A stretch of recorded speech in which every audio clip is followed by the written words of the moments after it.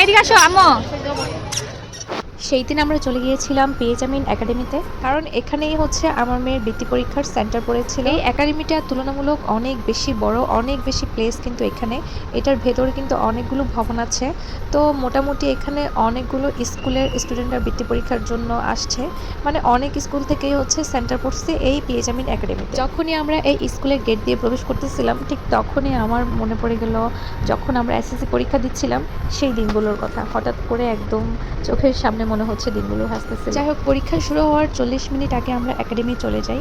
তারপর হচ্ছে সব স্টুডেন্ট একে একে ভেতরে চলে যায়।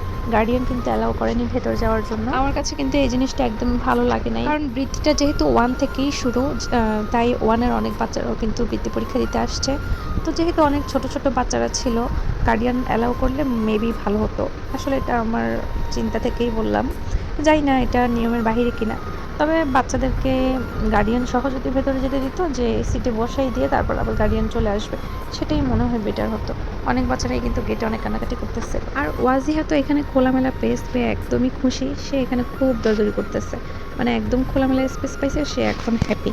আর পাশে ছিল ওর নানু, তাই একবার আমার কাছে আসে, একবার নানুর কাছে যায়। যাই হোক, ও তো এখানে খেলাধুলা করতেছে। আর এই দিকে হচ্ছে আমরা সবাই মিলে চিন্তা করতেছিলাম যে ছুটির সময় কিভাবে বাচ্চাগুলোকে হ্যান্ড ওভার, যেহেতু অনেক স্কুল থেকে স্টুডেন্টরা বৃত্তি পরীক্ষা দিতে আসছে, অনেক স্টুডেন্ট ছিল এখানে, সেই সাথে হচ্ছে গার্ডিয়ান, সব কিছু মিলে এখানে একদমই হজবরল অবস্থা। তার মধ্যে ম্যাক্সিমাম গার্ডিয়ান কিন্তু একদম গেটটা অবরোধ করে রাখছিল। এর মধ্যে কয়েকজন টিচার বারবার এসে কিন্তু দেখে গেছে গেটের পরিস্থিতি, এবং একজন দুজন টিচার এটাও বলতেছিল যে আপনারা সাইড দেন, দুই পাশে দাঁড়ান, বাচ্চারা মাঝখান দিয়ে বের হবে।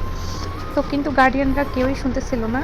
তো পরে হচ্ছে সিদ্ধান্ত নেওয়া হয়েছে বাচ্চাদেরকে মাঠ থেকে রিসিভ করবে গার্ডিয়ান। আর আমি কিন্তু ছুটি হওয়ার অনেকক্ষণ আগে থেকে একটা টপ জায়গায় দাঁড়িয়েছিলাম, যেখান থেকে আমি ভিডিও ক্লিপগুলো নিয়েছিলাম ফার্স্টে।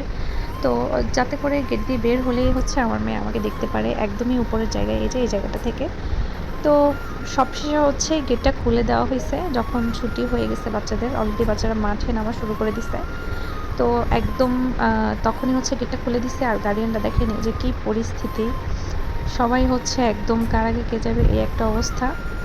তো সবাই অনেক ঘোরাঘুরি করে ঢুকতেছিল। আমি কিন্তু তখনও ওই জায়গাটাতে দাঁড়ানো, যেখান থেকে এখন হচ্ছে আপনারা এই ভিডিওটা দেখতেছেন, মানে একদমই লাস্টের মাথায় একটা কর্নারে আমি উপরে দাঁড়িয়েছিলাম। তো এইখান থেকেই হচ্ছে আমার এই ক্লিপটা নেওয়া। আমি চিন্তা করতেছি এখানে এইভাবে তাড়াহুড়ো করে যাওয়া যাবে না, যা একটা পরিস্থিতি, এইখানের মধ্যে গেলে আমি হচ্ছে আর সোজা হয়ে দাঁড়িয়ে থাকতে পারবো না। তো সেই জন্য হচ্ছে আমি দাঁড়িয়ে দাঁড়িয়ে ভিডিও করতেছিলাম। তো আমি মোটামুটি অনেক পরেই হচ্ছে নেমে যাই। তো আমার আগে কিন্তু আমার আম্মু চলে গেছে, মানে নাতনিকে খুঁজবে সেই ভিড়ের মধ্যে। তো আমার থেকে উনি বেশি টেনশনে ছিল কীভাবে উনি ওনার নাতনিকে খুঁজে পাবে। তো আমি তো একদম লাস্টে ছিলাম, আম্মু একদম আগে আগে ছিল। তা আমি তো আসলে চিন্তায় পড়ে গেছি, যা একটা অবস্থা, যে গার্ডিয়ানদের যদি এই অবস্থা হয় কীভাবে বাচ্চাগুলো খুঁজে পাবো। আর বাচ্চারা হচ্ছে মাঠ থেকে রাস্তার দিকে চলে আসতেছিল। তো আমি চিন্তা করতেছিলাম যে যদি সে সামনে চলে যায়, আমাদেরকে না দেখে আবার কান্নাকাটি করে, মানে অনেক রকমের চিন্তা করতে করতে আসলে ভেতর যাচ্ছিলাম। আর ভেতরের ভিউটা এত বেশি সুন্দর ছিল, আমার সত্যিকার অর্থে খুবই ভালো লাগছে স্কুলটা, মানে পরিবেশটা খুব সুন্দর ছিল। আর এই যে সেজন্য ভেতরটাও হচ্ছে আমি পুরোটা ভিডিও করে নিছি।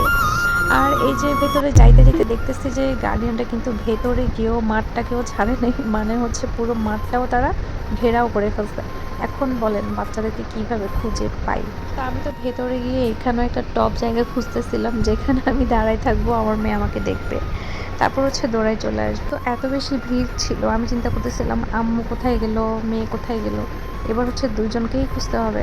তো পরে আম্মুকে দেখতে পাইলাম, ওই যে আম্মু ওইদিকে তার নাতিনকে খুঁজতেছিল। তো একদম সামনে গিয়ে হচ্ছে আফরাকে দেখলো, এবং ওই যে আফরা দৌড়াই আসতেছে এদিকে।